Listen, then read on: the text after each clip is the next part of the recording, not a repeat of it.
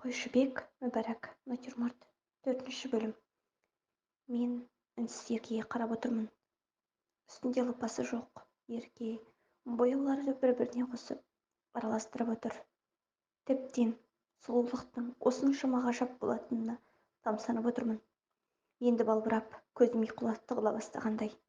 Маужырап, көзімді аша алмай қисайып барамын. Дұрыстап отырайын десем де, денем икемге келер емес.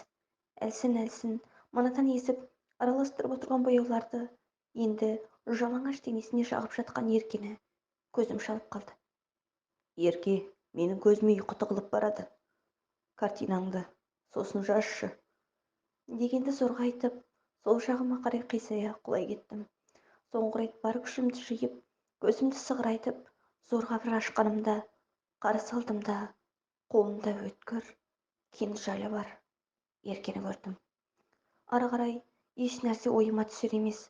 Орнымнан тұрып терезеге бардым. Анадайда Еркенің мастерскойы мен мұндалап көрініп тұр. Алдында 5-6 полиция көлігі тұр. Не болды екен деп алаңдай бастадым. Киімімді киіп барып, білмек болып төсектің асты-үстін қарадым. Жер жұтқандай жоқ. Мастықта тыржалаңаш келген шығармын деп өз-өзімнен қысыла бастадым. Терезеге қайта барғанымда, екі қолтығынан 2 полицей қолтықтаған Еркені кешегі қан қызыл көйлегін көлбіретіп, көліктеріне қарай алып бара жатты.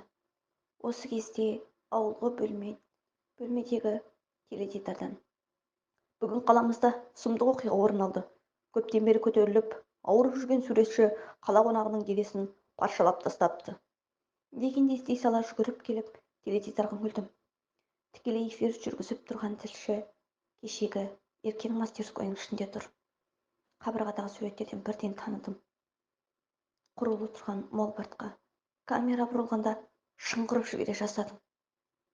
Молборттағы кенепке адам денелері, аяқ-қолы бөлек-бөлек паршаланған күйінде салыныпты. Тіпті үстіңгі бұрышына салынған адам басының екі жағына көз, құлақ, мұрындарын қан ағып жатқандай қылып салған екен. Камера енді кері бұрылып, кешегі біз жатқан диванға бағытталды. Диванның үстінде ақшыл мата жабылыпты. Матаның ойдым-ойдым жерінен сыртқа тепкен қанның түсі қарауыта күреңденіп барып, жайыла солғындап кетіпті.